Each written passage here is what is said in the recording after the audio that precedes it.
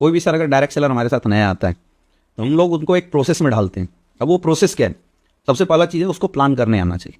एक तो initial stage पे शुरुआती दौर में क्या होता है, अपलाइन साथ में जाके प्लान करते हैं, बट वो फ्यूचर नहीं है।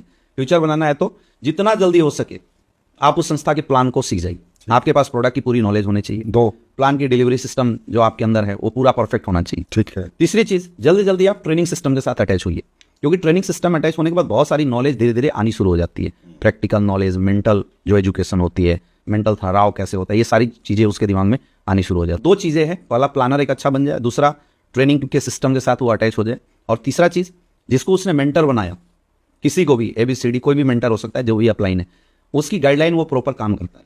शुरुआती दौर में सर इतना ही बहुत होता है, क्योंकि समुद्र के किनारे खड़ा होने से गहराई का पता नहीं चलता है, वो स्टेप बाय स्टेप पता चलता है। तो स्टेप बाय स्टेप धीरे धीरे आगे बढ़ेगा, फिर ट्रेनर बनेगा, फिर टीम बनेगी, टीम हैंडलिंग बनेगी। हाँ, इसमें सबसे खास बात क्या है, उसकी पर्सनालिटी डेवलपमेंट। उसको सक्सेसफुल नेटवर्कर वही है जो अच्छा नेटवर्कर हो, मतलब उसकी ड्रेस कोड अच्छी हो जानी चाहिए, उसका बोलने का तरीका वो बदलाव होनी चाहिए। Self grooming. हाँ, सेल्फ डेवलपमेंट सर बहुत जरूरी है। उसके लिए ट्रेनिंग सर, इसका सबसे बड़ा कारण लोगों के अंदर बिजनेस एटीट्यूड का डेवलप ना हो पाना। अब दुनिया के हर बिजनेस में जब कोई इंसान आता है तो उसको फाइनेंस मैनेज करना आना चाहिए। हमारे यहाँ मैंने फील किया कि जस्ट उल्टा है। दुनिया का हर व्यापारी जब धंधा करता है तो अपने धंधे की कमाई का 40 से 50% पैसा री इन्वेस्ट करता है, यानी अपने बिजनेस के डेवलपमेंट में करता है। हमने यहाँ क्या देखा कि जब एक डायरेक्ट सेलर हमारे यहाँ आता है और वो पैसे कमाता है तो वो क्या करता है, 100% कमाई उठा के घर परिवार में डाल देता है।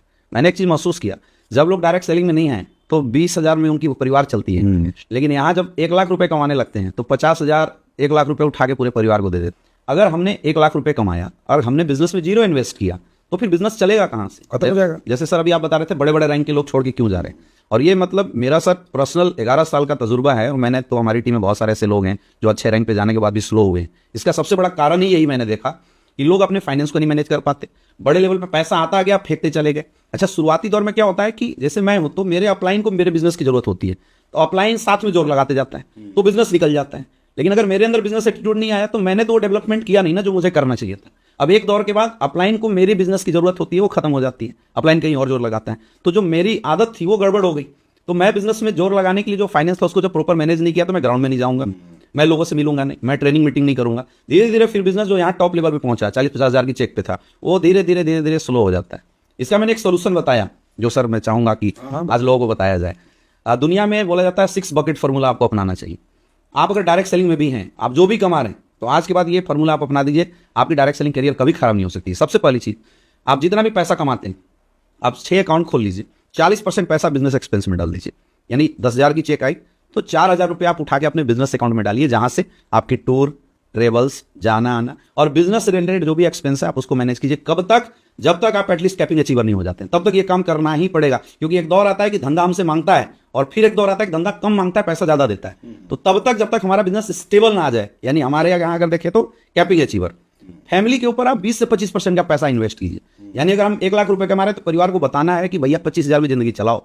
डायरेक्ट सेलर यही गलती करते हैं, परिवार को 1 लाख में जिंदगी चलाओ वाली आदत दे दे रहे हैं, तो उनके पास कुछ बचता नहीं, बिजनेस चलाने के लिए खत्म, बिजनेस चलाने के लिए पैसा बचा नहीं। तीसरी चीज जो डायरेक्ट सेलर को तोड़ रहा है आज के समय में, डायरेक्ट सेलर के पास कुछ भी सेविंग अपनी नहीं होती। तो मैं बोलता हूँ 10% पैसा आप सेव कर लो, उससे क्या 10,000 कमा रहे 1,000 रुपये हमने सेव कर लिया, तो उससे क्या इन फ्यूचर अगर बिजनेस में कभी कोई प्रॉब्लम आई तो वो सेविंग उठा के आप बिजनेस में इन्वेस्ट कर देंगे।